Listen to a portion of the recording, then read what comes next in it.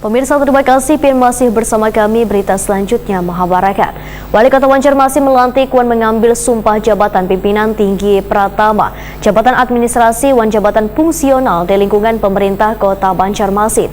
Disaksikan Wakil Wali Kota Banjarmasin, Wan Sekretaris Daerah Banjarmasin, serta seluruh satuan kerja perangkat daerah Banjarmasin di Aula Kayu Baimbai, Balai Kota Banjarmasin, Kamarian, Senin 3 April 2023.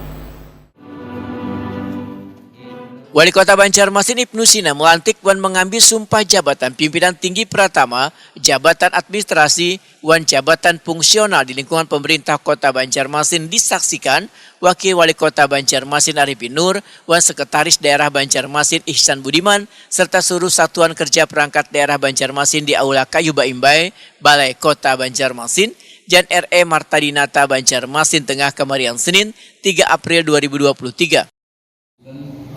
Demi Tuhan Yang Maha Esa, saya berjanji bahwa saya untuk diangkat pada jabatan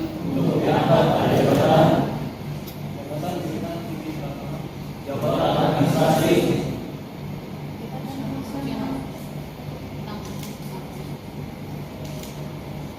bahwa saya akan setia dan taat kepada Undang-Undang Dasar Negara Republik Indonesia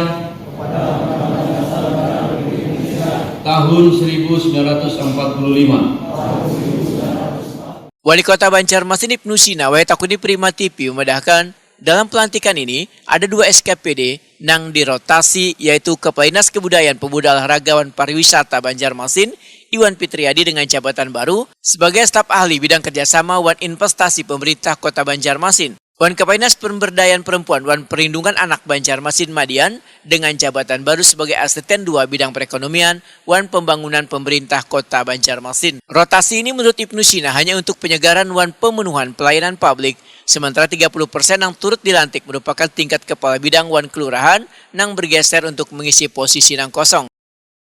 Hari ini alhamdulillah kita bisa melaksanakan pelantikan 54 orang yang terdiri dari hasil jobit untuk level kepala dinas ya, jabatan tinggi Pratama itu ada 2 orang, sifatnya pergeseran saja. Mayoritas memang masih layak untuk tetap menjabat di posisi yang bersangkutan dan hanya sekitar 30%-nya lah yang harus bergeser ke beberapa tempat rotasi.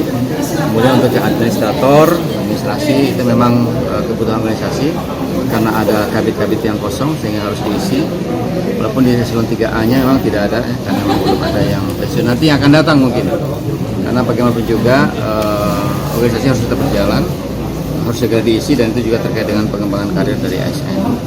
Kemudian untuk yang banyak dilantik itu adalah di tingkat kelurahan, karena memang kelurahan itu banyak yang kosong.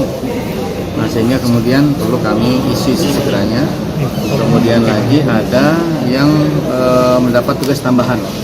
Kemarin kan pada saat organisasi SOTK baru, kepala-kepala puskesmas itu kan banyak yang kemudian beralih menjadi fungsional.